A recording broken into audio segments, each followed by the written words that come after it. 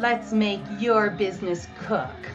Independent chefs who want to build and scale their personal and private chef business and call their own shots? Subscribe here for tips, hacks, and tactics to get clients, money, and freedom. So before we begin, like and subscribe below. The chef got off work. It was 1 a.m, and now he had energy to really go out. And what he decided to do was go to some late night sushi. He worked in New York City, and the evening for him and his friends was just starting. So he went to the ATM and he punched in the code to check his balance. And he saw how much money he had, and he took some money out. And they went and had a really good night. And then a week later, he found out that he had more months left than he had money. And he was in a real pickle. And if that sounds like any experience that you've ever had as a chef, or you know somebody that that's happened to, then that's because you're not living with a budget. And I want to share with you 2 examples. This chef who did things that way, and another chef who's on his way to truly becoming an everyday millionaire on the salary of a chef, on the wages of a chef. And it's extraordinary what Carlos is doing, and the differences that we can point out between what Carlos and Greg are doing. So today I want to share with you the one tool that will help you master money and really reshape your future. And that's a budget.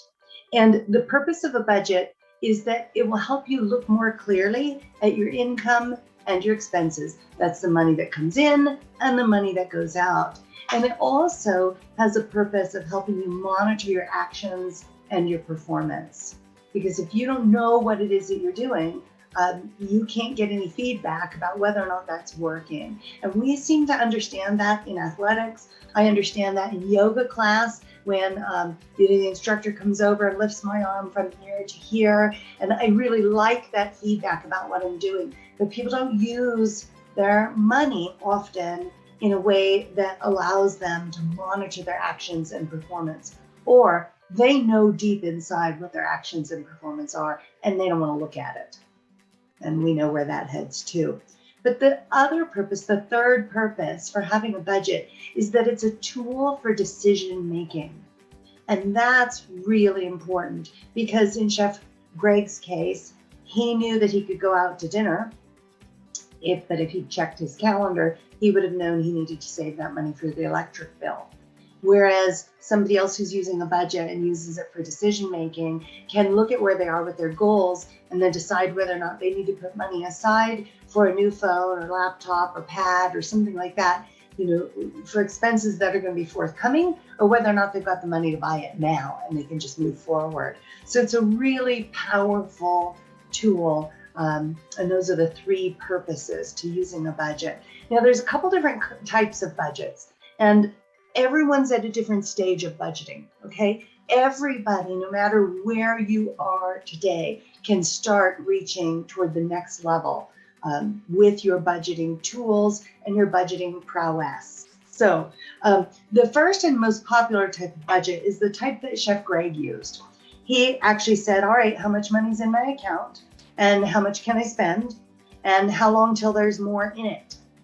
But he made a miscalculation, right? He said, all right, there's $400 in there. I can take $250 out and I can go blow it on an 8-ball at sushi and have a great night.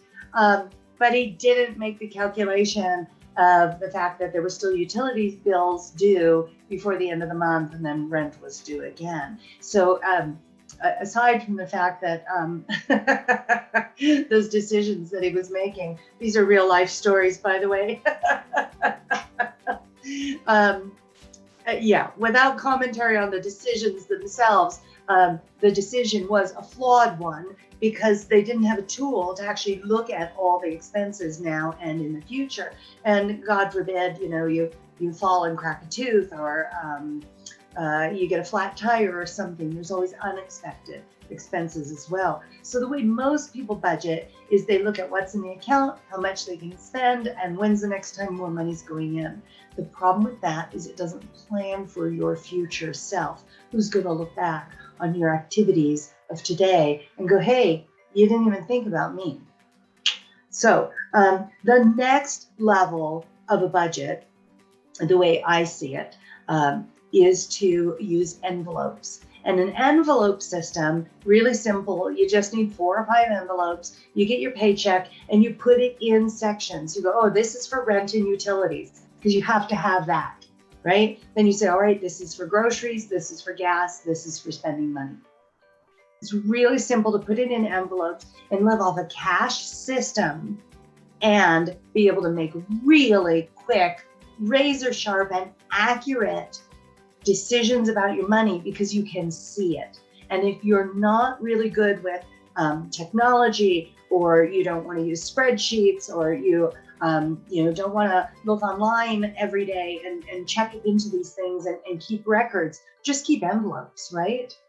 But what I want to tell you more than anything, whether you're somebody who's just looking at your ATM balance and making decisions from there, or whether or not you're starting to use envelopes, everyone can bring it to the next level. And if you haven't started, I want you to start today with something. Start today, whatever that next level is for you.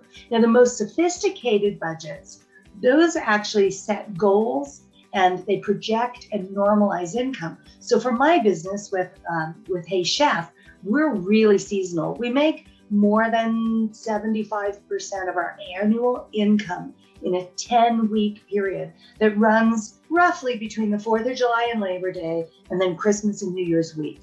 So we have to really look at the money that's coming in, which is big income and then low valleys, and budget across the year.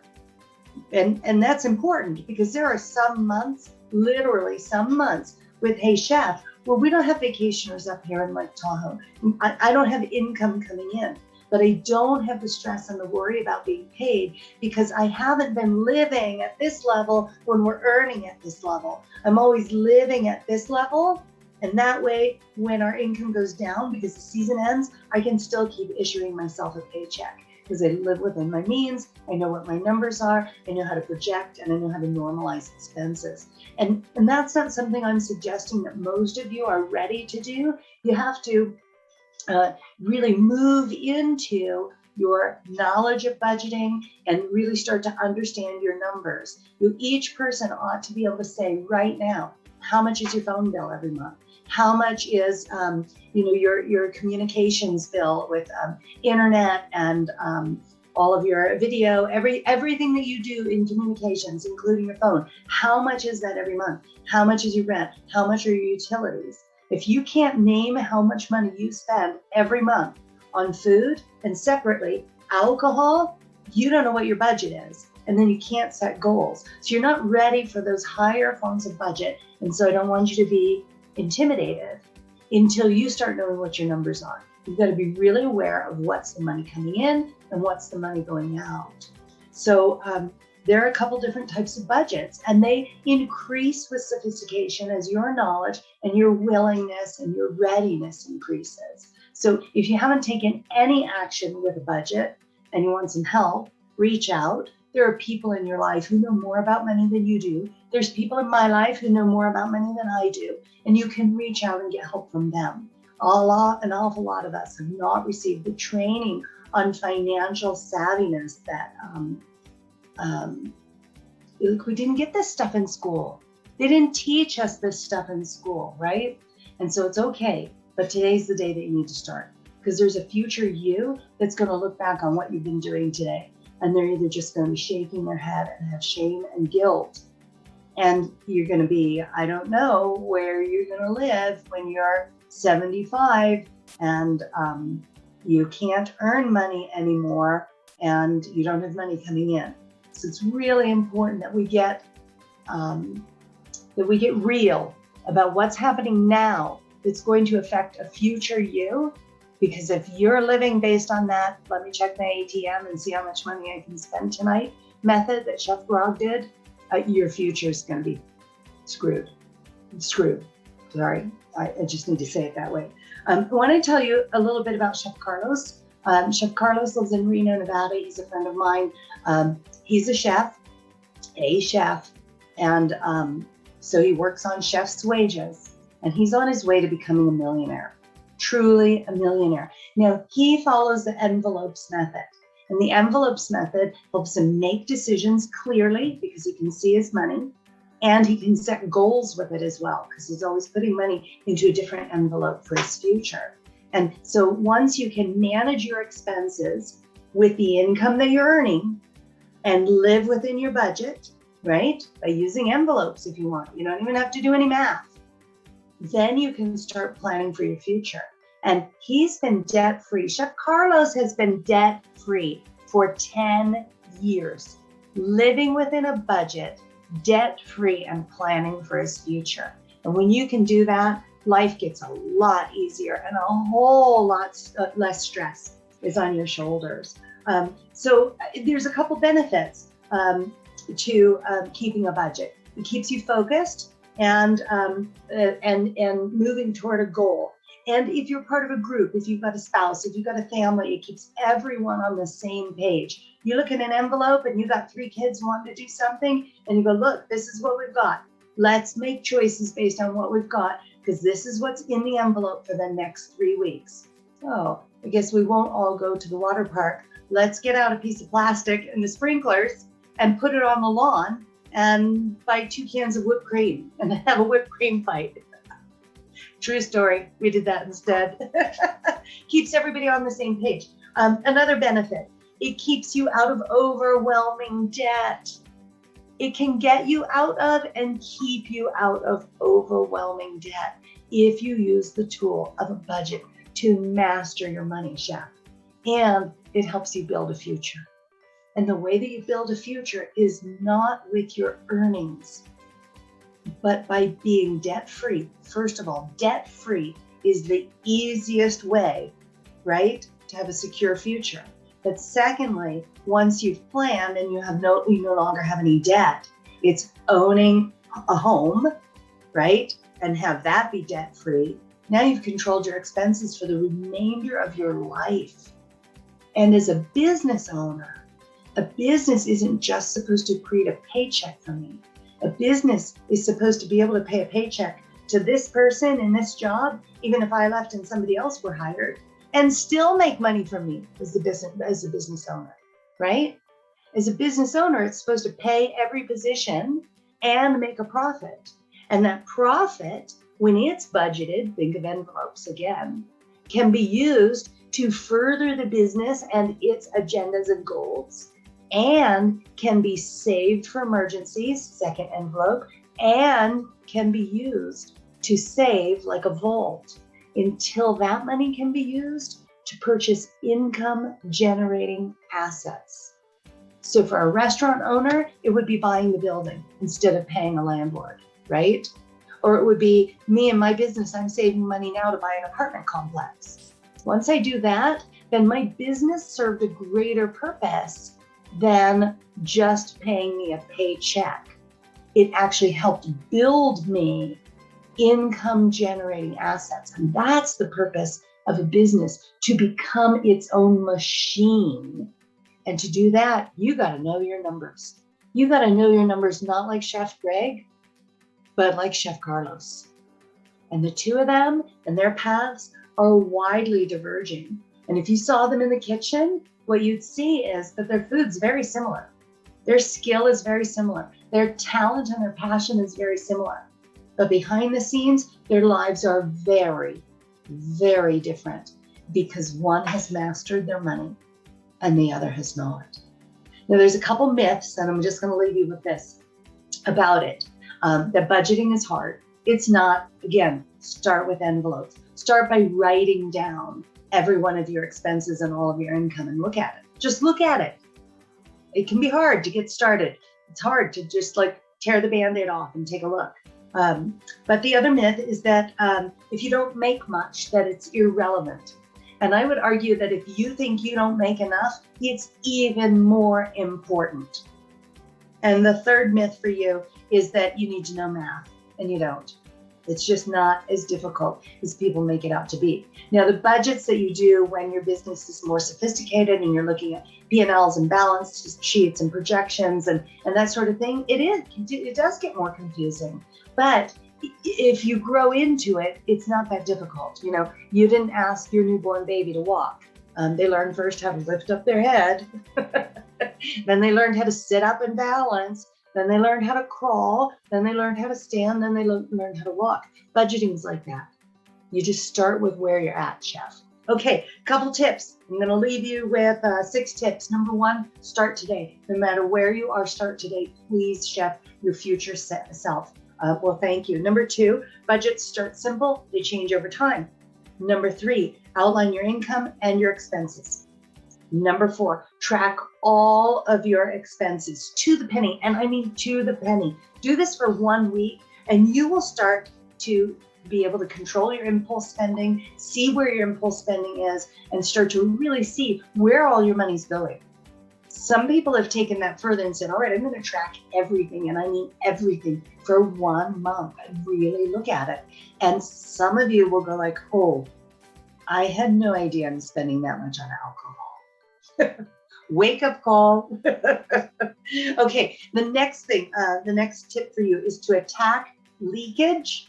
And that means calling all of your providers, anybody that you pay a bill to, and ask for best pricing and or more services for your current pricing. And this has the power of being able to lower your bills dramatically. I was able to do that once and dropped all of my expenses for our company and our personal lives by over $700 a month. I called the phone bill, I called the cable bill, I called every single company and asked, what special programs do you have? What promotions do you have? What rebates do you have? What loyalty programs do you have?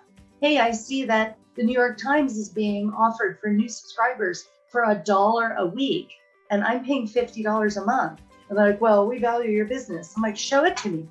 Show it to me. And they did. And now I pay far less. And $50 a month is $600 a year. And if I do that with 10 bills, that's $6,000 a year. And I haven't increased my income. I've just dropped my expenses. See the breathing room there? Okay, the next thing is to seek new streams of income to get you out of debt. Now, make no mistake here, chef. If you've got debt and you're not living within your expenses, you're screwed. But if you've got debt and you're living within your expenses, here's your income, here's your expenses, and you've got debt and all you're doing is maintaining it, it's a long road, and there's going to be a breaking point. So you have to find a way to increase your income and reduce that debt. And for some people, that means getting an extra job. And sadly, many chef jobs will have you work extra hours, but with the overtime, you're not taking home that much more. And some chefs are working in places where they're being paid salary and they're not making more by working more hours. So there are some tough decisions that many chefs have to make, because this world where chefs live is a world where many chefs have become accustomed to the fact that they're here to prove they're worth it, and being able to suffer proves it. And oh my gosh, I want to be the most respectful. But the world that chefs live in, you tend to be overworked and underpaid, and it doesn't have to be that way. Chef Grog was living in a way that he couldn't get out from underneath his own best decision making because he didn't master money. Chef Greg was just looking at his account and making decisions based on that. And he had all his eggs in one basket. He didn't even have a separate basket for things for the future. For, 6 months from now, I need to go to the dentist. There was no money put aside for that. Just, can I go out to dinner tonight and have fun with my friends? And that makes for a really difficult future. But Chef Carlos, making decisions in an entirely different way. Both of them making the same amount of money, very different results. The question is, where do you want to be, chef? And you can start today. Start by mastering your money and use a budget to do that. I'm Holly. I run Make Your Business Cook. I help chefs who want to start and run their own business. They need to master profitability so that they have a future, so that they can call their own shots, do what they love, and get paid what they're worth. Reach out to me, comment, leave some comments below, leave your follow-up questions. Happy to help, chef. Reach out to me, okay? And above all else, work safely. Work safely, chef.